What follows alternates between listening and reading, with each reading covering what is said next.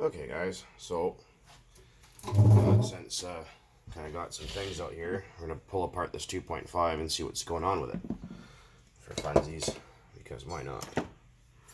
Freaking awesome. But anyway, so much stuff. So we're going to start with removing the back cover. It is a 2.5mm hex.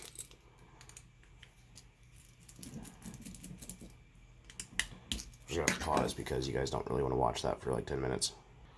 Okay, welcome back. So, I take the liberty of loosening all the head screws. And it's pretty clean in there. Give the old glow plug a test. Yeah, it works. Right on. So I did see some comments about these Sonictronics glow igniters being junk, and usually what happens is people force them in. You just push down and turn. That's it. People try to hold them down and they end up breaking the center in here. So it's often user error is a problem, because I've run them for ages and never had that, but just in case. Anyway, carburetor's loose. Pull the back plate and see what we got in there. The freaking lighting's not working properly in here. Sticky. Oh yeah. And turn. Oh, barely. Let's get some. I'm just gonna use carb clean because that's all I've got. I ran out of brake parts cleaner. Usually buy it by the case, but I forgot to go pick that up today when my order was in.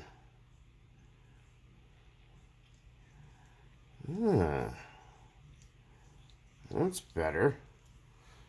Ooh, stinky stuff. Haven't worked on 2.5 in a while. Oh yeah, it's coming around.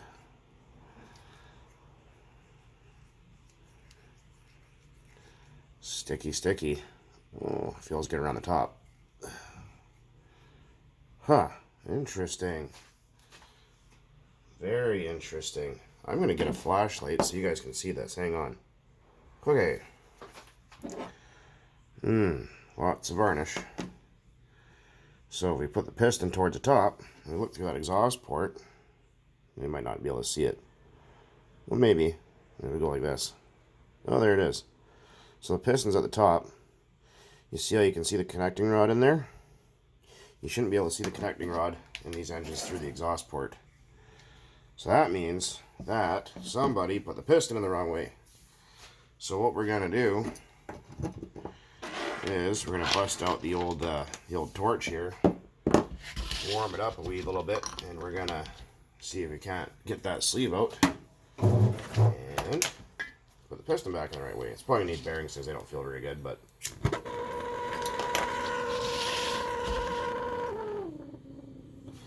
be careful, don't burn down my kitchen. Alright, time to heat her up. I'm going to grab oven mitts and pause while I do this.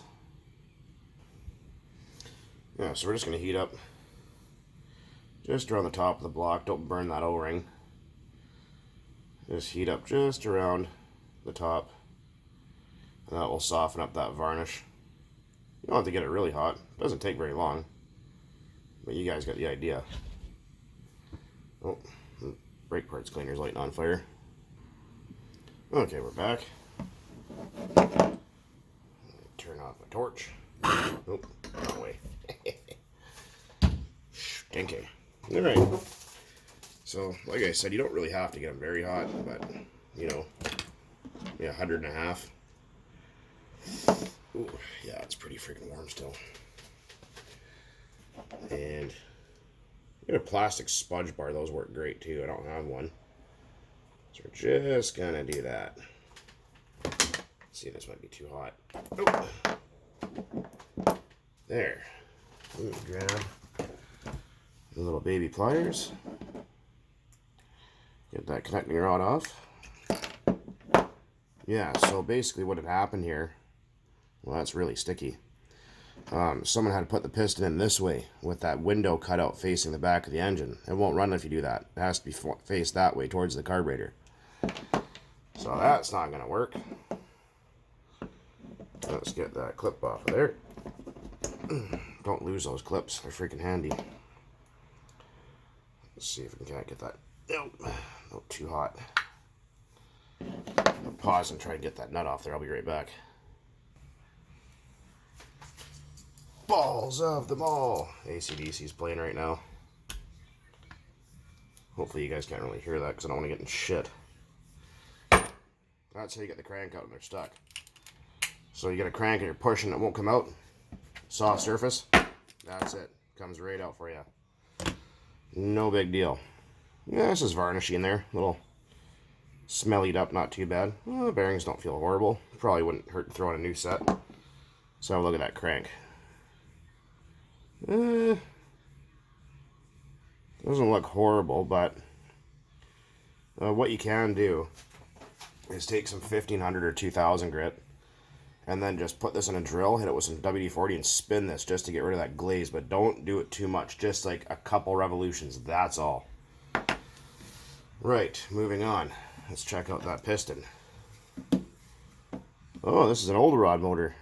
Oh, no, never mind, I thought it was. I'm just going to hit that with a little bit of liquid ranch. Oh, just about out of that stuff. There you go. This stuff.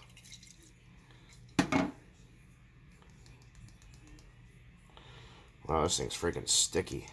Very, very sticky. It's going to need to be run, that's for sure. Right, let's check the fitment of the piston in the sleeve and see how they are. This engine doesn't look like it's very old even. I don't know the history about it. I don't know anything about it. This is why we're doing this on camera together, guys. Clean up all the shite. Okay, so long side towards the exhaust port. And wow. Stops right about where it should be stopping. That's perfect. So that means this engine's gonna run. No, fuck. That's a good thing.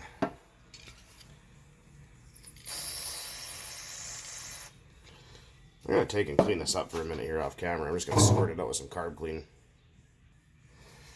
Alright, so we're back. Obviously you can tell. Oh, that's not the stuff we're looking for. Get that little bit of freaking carb clean. And always clean the inside of your crank. Like, always clean out the gas passage in the center, because they get all sorts of shit in there. And once you're done cleaning it, keep cleaning it. Clean it lots.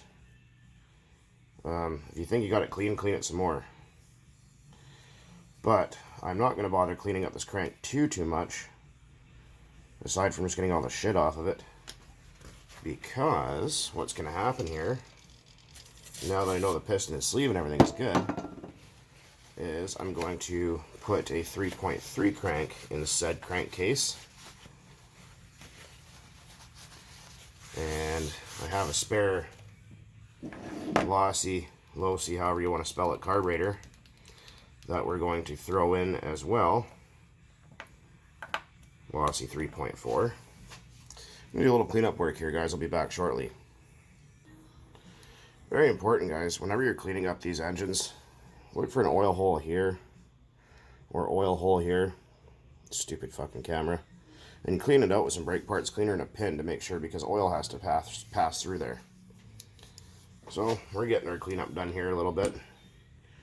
Cleaned out the inside of the engine block a little bit. And like I said, this is not going to be left stock. I'm going to do a few things to it. And yes, it will go in the T-Max eventually. We will run it for sure. So, where the fuck was I at here? Sorry for the profanity. I know some people get awful sensitive about it. But I can't help it. Or shall I say, I won't help it. Maybe I will. We'll see. Anyway. So what we're going to do is we're going to throw it back together for now. But what we're going to do is we're going to throw a 3.3 crank. We're going to run it. or sorry, we're going to throw, 3.3 crank, new connecting rod, fresh set of bearings, and a lossy 3.4 carb, maybe even a different cylinder head. We'll see. And right here, we just have, actually I'm just going to put down a paper towel so that way everything stays kind of cleaner, but I'm going to buy a new mat here soon, because this one's kind of freaking shot. But what we're going to do is we're just going to use, this is just 5W30 synthetic engine oil for your car. Put some in that bearing. You don't have to use after an oil. Some people like to use castor oil. I do too, but it's going to be a while before this engine's run. And sometimes castor oil can get sticky if you leave it for too long. So we're just going to run with just synthetic 530. Works absolutely fine. Nice and smooth. Bearings are a little, yeah, they're fine. It'll run for now. But like I said, what we're going to do is we're going to fart around. We're going to modify this 2.5 a little bit. Just minor upgrades. Actually, before I put the sleeve back in, I'm going to clean that up a little bit with an SOS pad. I'll be right back. Okay guys, we're back. So again, new rod, new bearings, lossy 3.4 carb, 3.3 crank is what we're going to do. And again, this is just full synthetic 5W30 engine oil for a car. That's all it is. Nothing special. Remember, this piston was in the wrong way. That cutout, that window, was faced towards the exhaust port. It's supposed to be facing towards the carburetor like that. So that's probably why this engine got put away and not run again, because the piston was in backwards. Pretty common mistake I see often.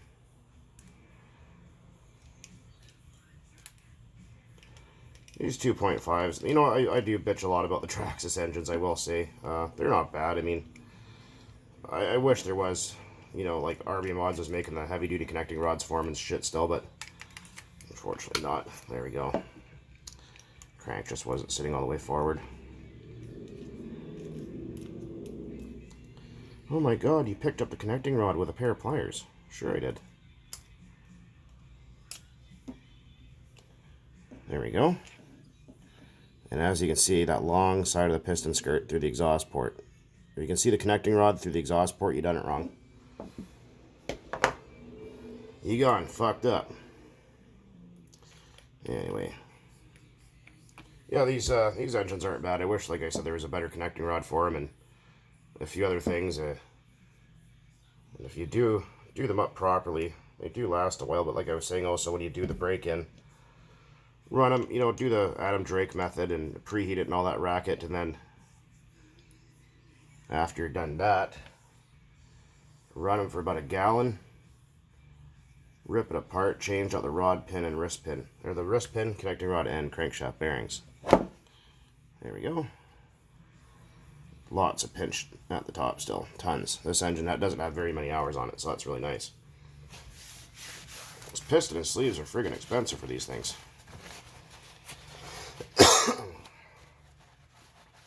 What is the 3.3 is like 320 bucks Canadian or something like that. It's pretty outrageous what they want for one that's brand new. I'm gonna pause and clean up that varnish. Forgot to do that. Okay, just had to clean up that little bit of shite that was on there. So we're just gonna put a little bit of Earl on there, and oops. Sure, as you guys are aware, these two notches face up. And you have to really watch on a lot of performance engines, because what will happen is if you don't put the piston up towards top dead center and you try to pry this off, you'll snap this piston skirt off. Then you'll be up shit creek without a paddle. So hold the crank, spin the starter shaft, you'll feel it click into place. That's it. Nice and simple. Like I said, I mean, these Traxxas engines with a proper carb, good pipe on them, do a break-in, then kind of rebuild the rotating assembly a little bit. They do last a lot longer that way. And with the right stuff, they do perform actually quite well. They're just way freaking overpriced for what you're getting. So 292 bucks Canadian for the 2.5, or 290 and 297 for the 2.5R in Canada. And then nice crankcase suction and everything.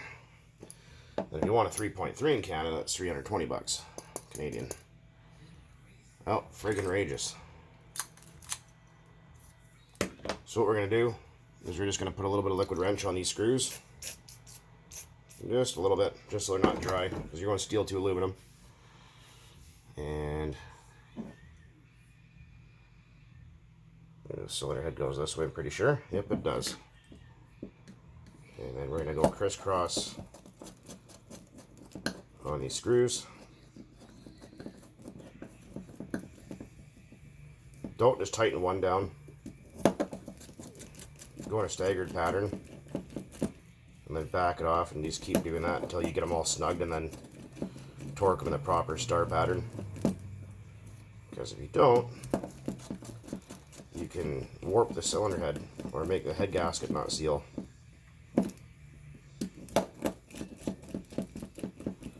You don't want to do that if you can help it.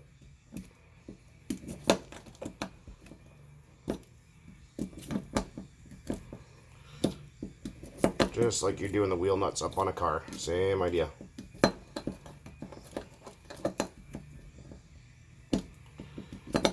Let's see here. Click.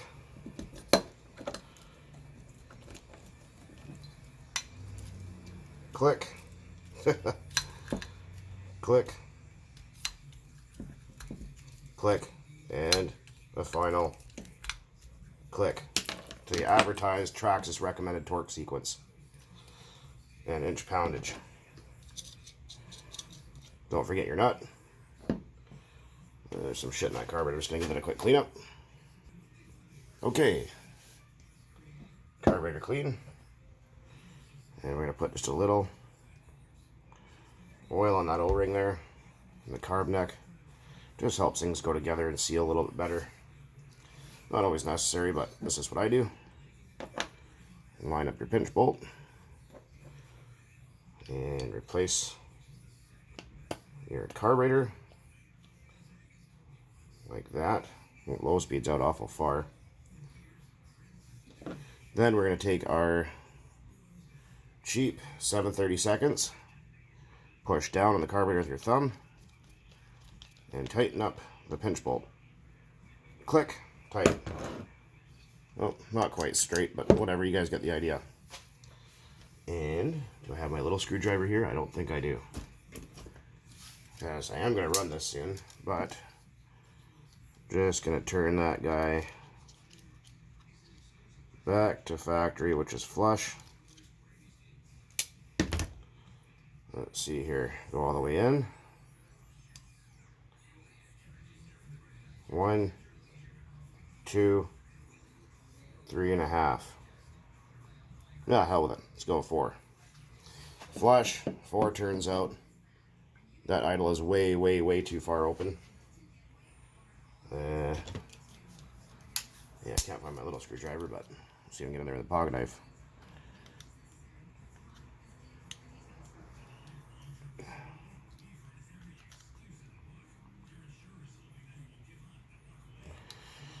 And there we go. You can measure your idle gap with a paper clip. Should be 1 millimeter to start. 4 here, flush here. Straighten that up because that was fucking driving me nuts.